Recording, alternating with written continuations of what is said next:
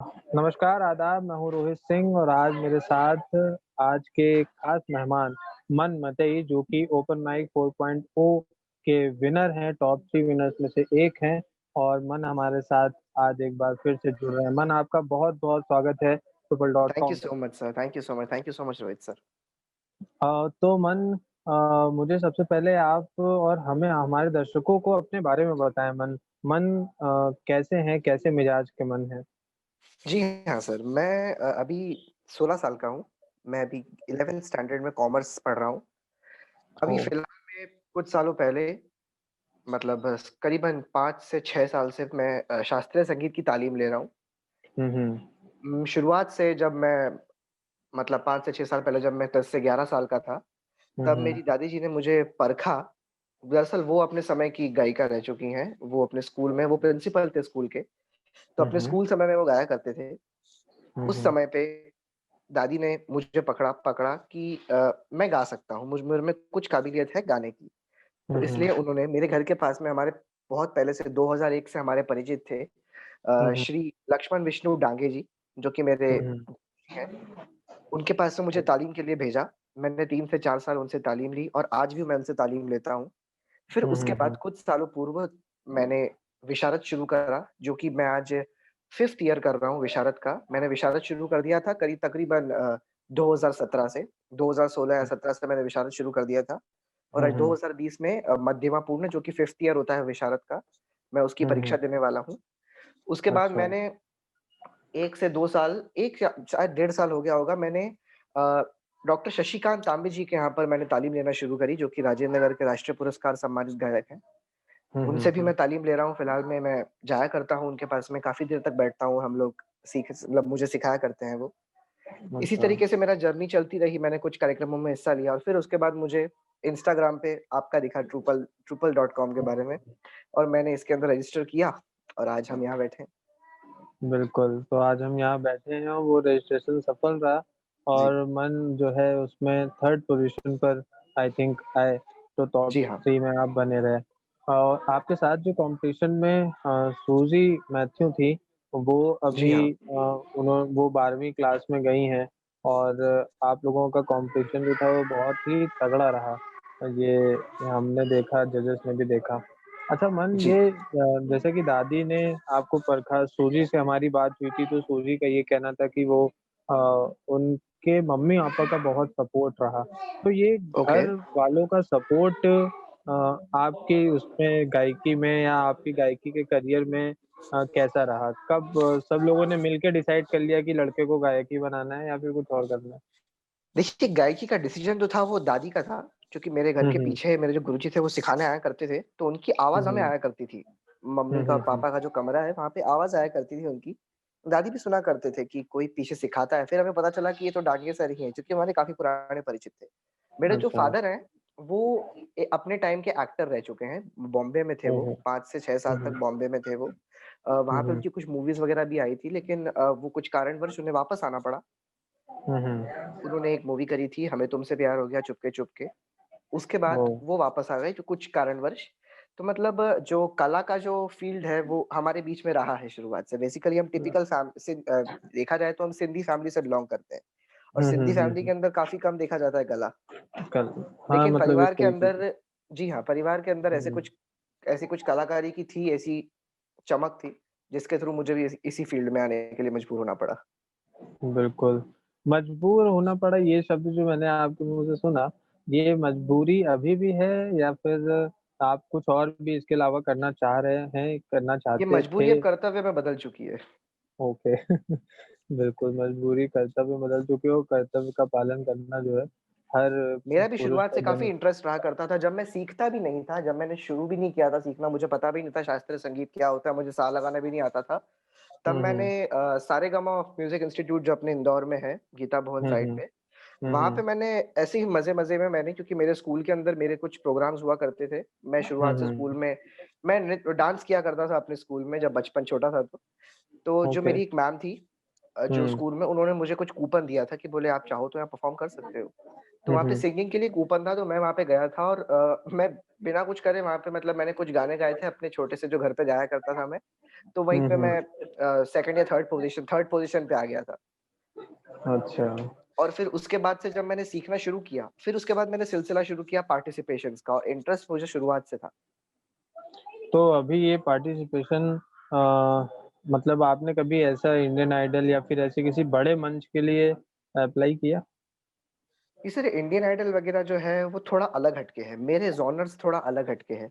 जो मैं गया अलग था एक बार हटके हैं। इंडियन आइडल में बट वहाँ पे मैं तो शास्त्रीय संगीत तैयार करके गया था। मुझे लगा मैं वो कर सकता हूँ वहाँ पर। बट वहाँ पर हुँ, उन्होंने हुँ। मुझे मना कर दिया कि बोले शास्त्रीय संगीत आप नहीं गा सकते। तो मैंने वहाँ पे कुछ लाइट परफ़ॉर्म किया बट मैं बिल्कुल तैयारी से नहीं गया था। तो इसलिए हुँ, मैं हुँ, हुँ। फर्स्ट राउंड में ही वहाँ से चला गया। इसीलिए मुझे ओके। लगता है कि वो मेरे जॉनर से थोड़ा अलग है और मैं अभी तैयार नहीं हूँ उन प्लेटफ़ॉर्म्स के लिए। तो ये शास्त्रीय संगीत जैसे कि जब जैसा आपने बताया कि इतने बड़े प्लेटफ़ॉर्म और शास्त्रीय संगीत की परफ़ॉर्मेंस को लेने से मना कर देते हैं या उनके मूड के हिसाब से आपकी जी हाँ। परफ़ॉर्मेंस या फिर आपका वो शैली नहीं है। जी हाँ। ठीक, तो इस तरीके की ये कहीं न कहीं आप इसमें कमी समझते हैं देश में कि इसको लेके मंच को उपलब्ध कराने के लिए क्लासिकल सिंगर्स को मंच उपलब्ध दरअसल कराने के लिए कुछ शास्त्रीय कमी? संगीत जो है, ये काफ़ी लिटरेट आर्ट है। हुँ, हुँ, हुँ। अगर सामने वाले व्यक्ति के पास ये समझ है कि उस आर्ट हुँ, की वो हुँ। इज़्ज़त कर सके, तभी हुँ, वो उस हुँ। आर्ट को सुनेगा। अगर नहीं। उसे लिटरली इंग्लिश गाने जो होते हैं, हिंदी गाने जो होते हैं, वेस्टर्न गाने होते हैं, नॉन वेस्टर्न जैसे कि सेमी क्लासिकल जो अपन सुनते हैं बॉलीवुड में, वो हुँ, गाने हुँ, अगर उनको हुँ। सुनना पसंद है और अगर उसमें वो झूमते हैं, उन्हें उनमें मज़ा आता है, तो वो अलग है। लेकिन हुँ, शास्त्रीय संगीत एक ऐसा गायन है जिसके अंदर आप नहीं झूमते, आपका खून झूमता है। बिल्कुल, इस बिल्कुल। इसके लिए आपको समझ होनी चाहिए। अब समझने के लिए पूरी जनता तो है नहीं पूरे भारतवर्ष में। शायद भारतवर्ष में 2 हुँ, से 3% जनता होगी जो शास्त्रीय संगीत की समझ या फिर उनकी पसंद रखती है। बिल्कुल, इसीलिए टीवी वाले उसे दिखाना थोड़ा पसंद नहीं करते।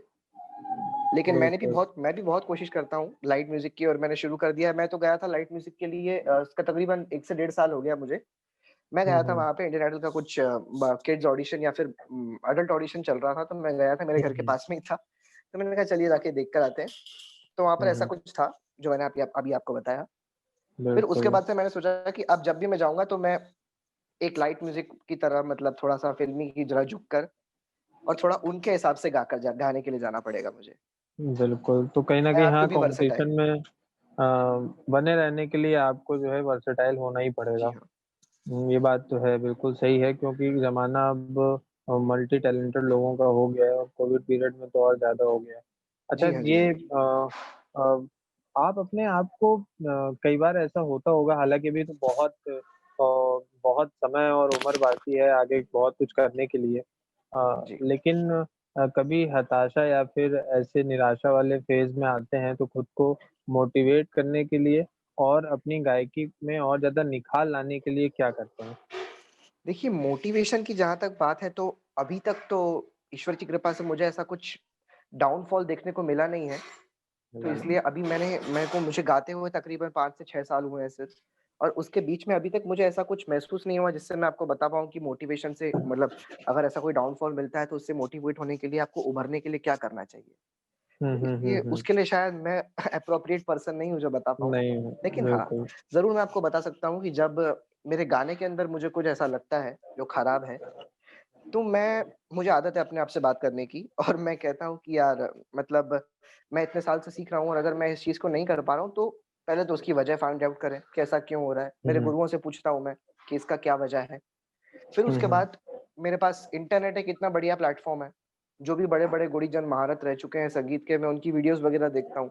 उन लोगों हुँ, ने हुँ। उस चीज़ को किस तरीके से परफ़ॉर्म किया है, किस तरीके से ढाला है अपने अंदाज़ में और हुँ, उसे किस हुँ। तरीके से स्टेज पर जाके प्रस्तुत किया है, उस हिसाब से मैं उस चीज़ को अपने अंदाज़ में कैसे ढाल सकता हूँ, वो मैं जानने की कोशिश करता हूँ। और उसके बाद बिल्कुल।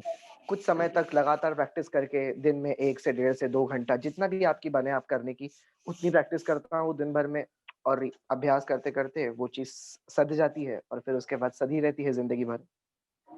बिल्कुल, तो कहीं न कहीं प्रैक्टिस मेक्स मैन परफेक्ट वाली बात जी, है बिल्कुल। और आप प्रैक्टिस करते रहते हैं और अपने आप को निखारते रहते हैं। अच्छा मेरे साल गुरुजी कहा करते 2020 हैं से कि जी, अगर जी। आप रियाज़ करेंगे तो आप राज करेंगे। वाह, वाह! बहुत अच्छी बात बोलते हैं। और ये एक एक की रूल है मेरी लाइफ का। रियाज़ करेंगे तो राज करेंगे, बिल्कुल सही जी। बोलते हैं। और अच्छा, ये 2020 अभी तक का आपका कैसा रहा और आने वाले साल से क्या उम्मीदें रखते हैं?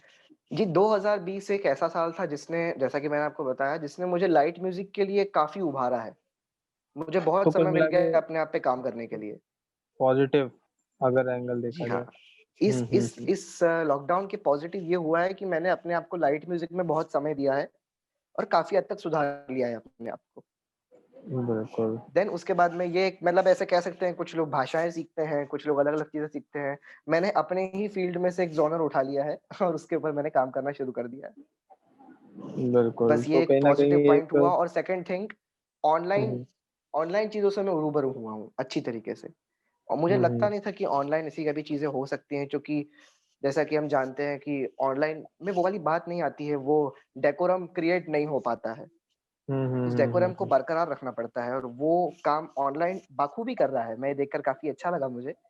मेरे हुँ, हुँ, हुँ। गुरुजी के पास भी मैं नहीं जा पा रहा हूँ, तो उनकी क्लास भी मेरे साथ ऑनलाइन ही चल रही है। वाओ! और वो टेक्निकली एक बूस्ट मिला है।